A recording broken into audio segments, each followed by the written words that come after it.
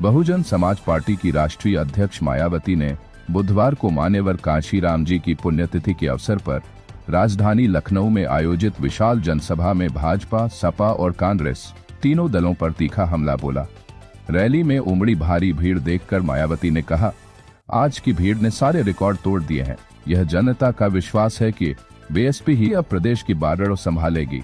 मायावती ने अपने संबोधन में कहा कि बीजेपी सरकार के प्रति हम आभारी हैं, क्योंकि रैली स्थल की मरम्मत सरकार ने कराई, जिसके लिए पार्टी को टिकट का पैसा खर्च नहीं करना पड़ा।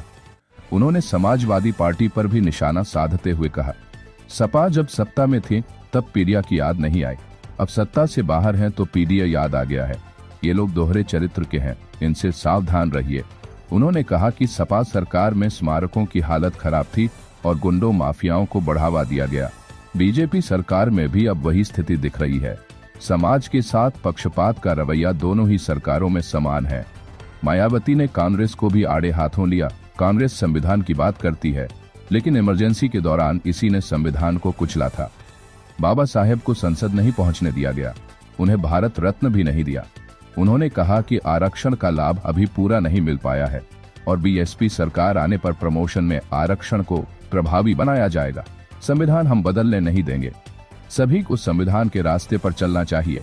मायावती ने विधानसभा चुनाव को लेकर स्पष्ट ऐलान किया, हम किसी से गठबंधन नहीं करेंगे, बीएसपी अकेले चुनाव लड़ेगी और पूर्ण बहुमत की सरकार बनाएगी।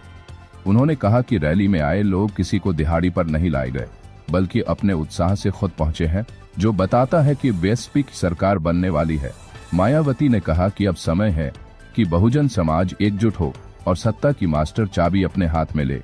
बाबा साहेब भीमराव अंबेडकर और मान्यवर कांशीराम जी का सपना हमें साकार करना है। बीएसपी की सरकार बनाना बहुत जरूरी है, ताकि गरीब, दलित, पिछड़े और अल्पसंख्यक वर्ग को न्याय मिल सके। उन्होंने कहा कि बीएसपी सरकार बनने पर प्रदेश में ही रोजगार के अवसर उपलब्ध होंगे, जिससे युवाओं को पलायन नहीं करना पड़ेगा। मायावती ने पहली बार आकाश आनंद पर खुलकर भरोसा जताया। आकाश आनंद मेरे मार्गदर्शन में चल रहे हैं, बहुत मेहनत कर रहे हैं और पार्टी हित में काम कर रहे हैं। पार्टी के सभी लोग उनके साथ खड़े रहें। साथ ही उन्होंने कहा कि सतीश चंद्र मिश्रा पार्टी में अपनी जिम्मेदारियां बखूबी निभा रहे हैं। रैली में उमड़ी जन सैलाब और मायावती के तेवरों ने साफ कर दिया है कि बीएसपी अब अकेले दम पर मैदान में उतरने की तैयारी में है।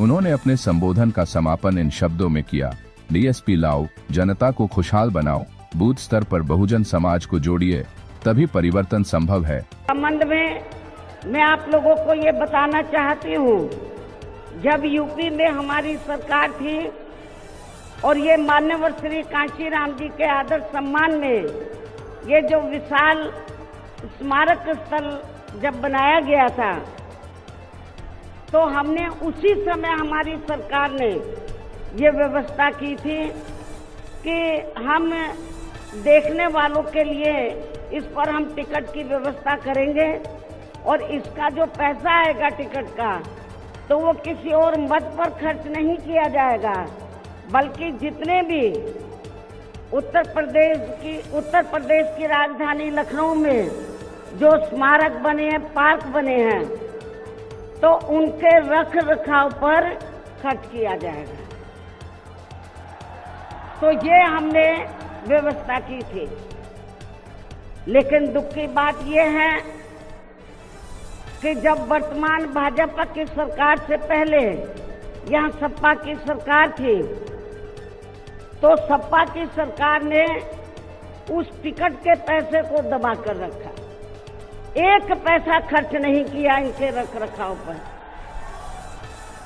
और हालत बड़ी जर्जर हो गई थी स्थलों की। यही नहीं, और भी स्थल थे, पार्क थे, उनकी हालत बड़ी खराब हो गई थी। तो तब मैंने उत्तर प्रदेश के मुख्यमंत्री जी को ये कहा, लिखित चिट्ठी के जरिए उनसे रिक्वेस्ट किया कि हम आपसे ये नहीं कहते कि दूसरे मद का पैसा आप इनके रख रखाव पर लगाओ। तो जो देखने वालों का टिकटों का पैसा काफी बड़ी तादाद में इकट्ठा हो गया है गवर्नमेंट के पास, उस पैसे को इनके रख रखाव पर लगाया जाए।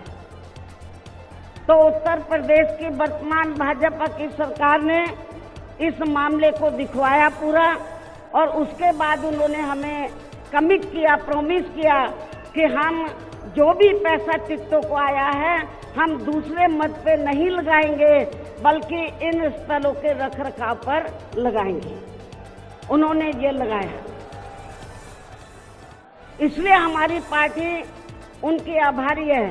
लेकिन वही दूसरी तरफ समाजवादी